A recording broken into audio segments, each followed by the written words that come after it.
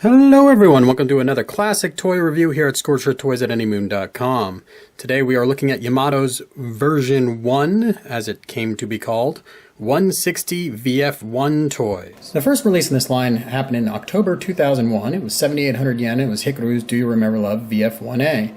There were several standard releases up until June of 2002 when the Hikaru Super Vf-1J was released and marked some improvements to the mold, basically being that they could now accommodate super parts.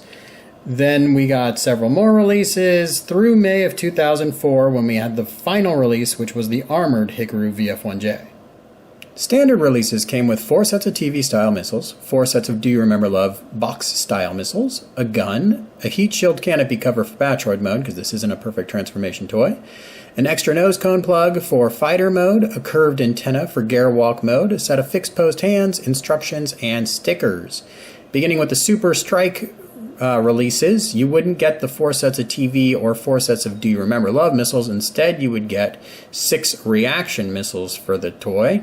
When you moved up into the 2-seater Event Seeker and Ostrich toys, you would not get missiles at all. Now, starting with those Super Strike releases, you would also get a pilot figure, including 2 pilot figures for the VF-1D, Ostrich, and Elint Seeker.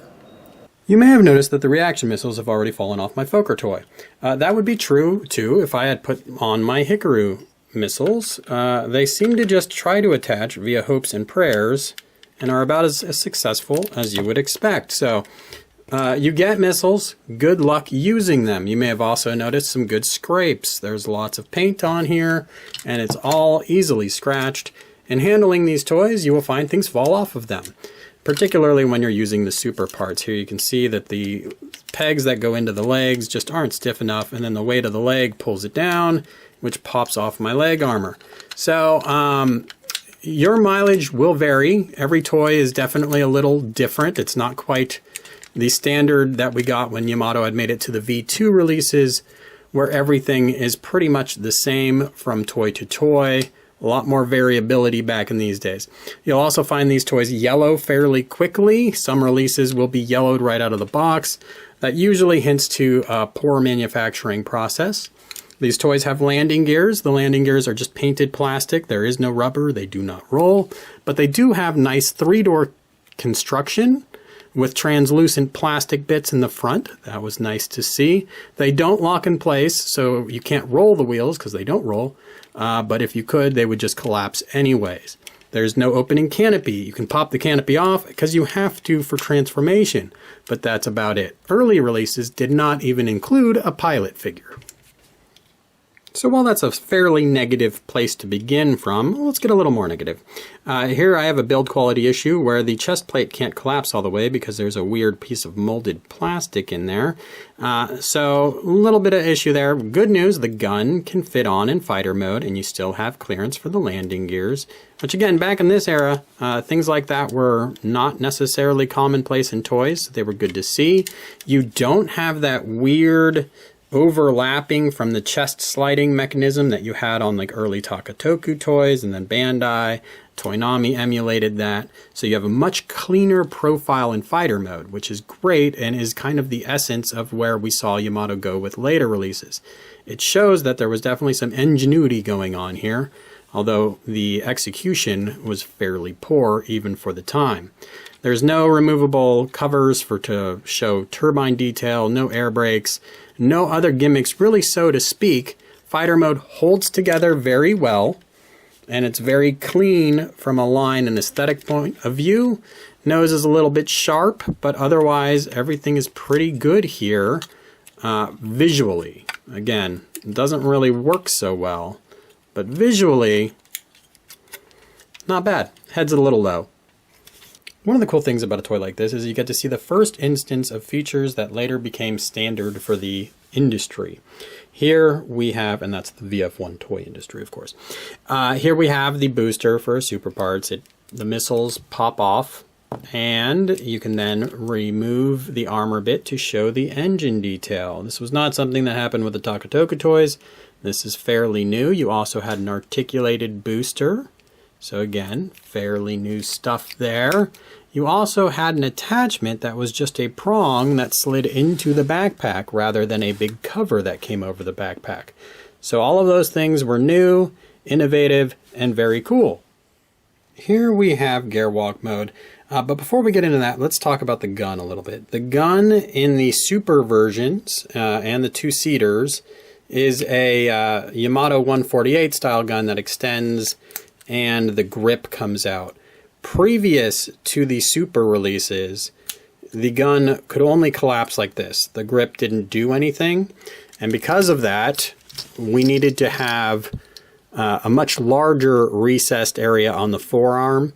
And what they did was they included filler pieces, and you'd have to pop off the filler piece to stow the gun on the arm or in fighter mode, which obviously meant a few more pieces you had lying around, which exacerbated the problem with this being a parts forming toy and having parts lying around, parts like the antenna on gearwalk mode. So it's neat to have the little antenna, but it is a separate part and you're going to have to keep tabs on that separate part. Otherwise, gearwalk mode, despite the fact the legs come off on this toy, is very sturdy. The legs aren't falling off on me accidentally, which I am pleased with. You can see some screw covers. On some toys, those screw covers will pop off and disappear on you. You've been warned, it's very common. Another thing you might see is some paint wear. Now that we've transformed the toy, a little bit more of it is visible.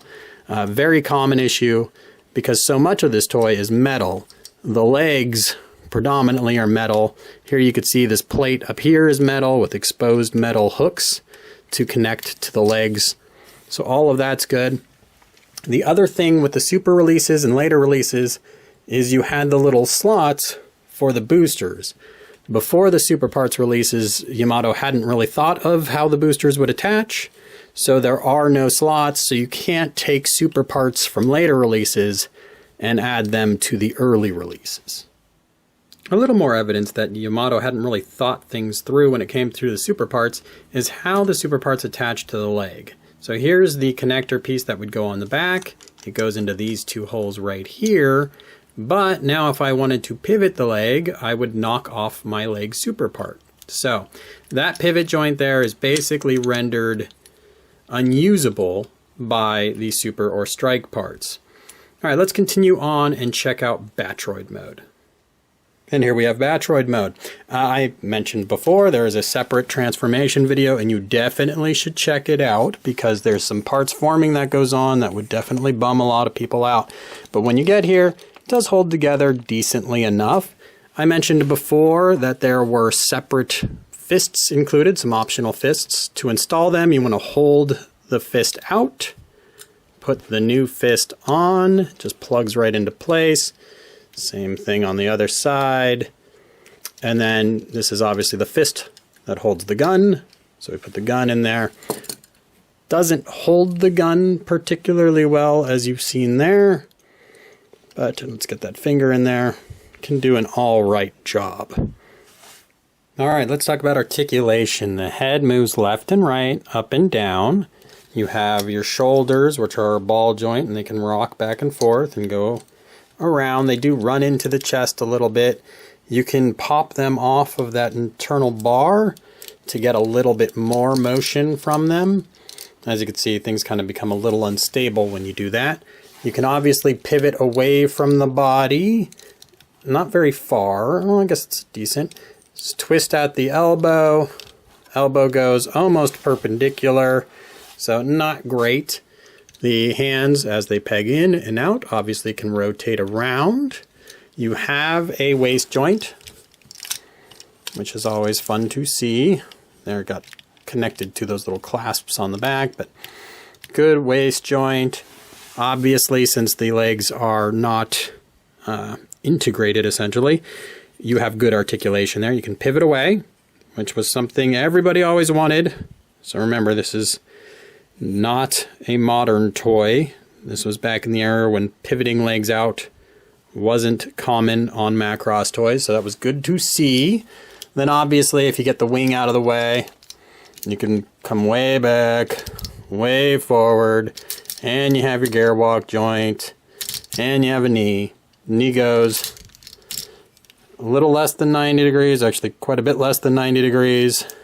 Well, maybe just a little less than 90 degrees. And forward 90 degrees almost. So, decent knee, pretty standard. Then you have that kind of awkward rotation point, kind of the upper half of the leg below the knee. And the feet give you your rock back and forth. So, pretty decent articulation again. Getting that leg pivot was huge. So you can get some nice looking poses that traditionally you hadn't been able to get out of Vf-1 toys. If you're not very impressed and you're thinking, oh well, maybe I'll just hunt down a Fokker release, it's worth noting that the Fokker release has a very squished looking head that really killed Batroid mode for a lot of people. Should you seek out a Yamato V1 160 Vf-1? No, you shouldn't. We should all be grateful for it. It shows a lot of innovation. Definitely check out my transformation guide. But overall, it is not a very good toy by today's standards. It's a unique piece of history. I wasn't a huge fan back in the day when they came out. Still not a huge fan to this day. Happy they happened. Happy Yamato found success. Happy Yamato went on to make the 148 and ultimately the V2 toys. But you should not feel any inclination to go out and buy this. There's really nothing spectacular about it at all. Thanks for viewing. Check out my full review on anymoon.com.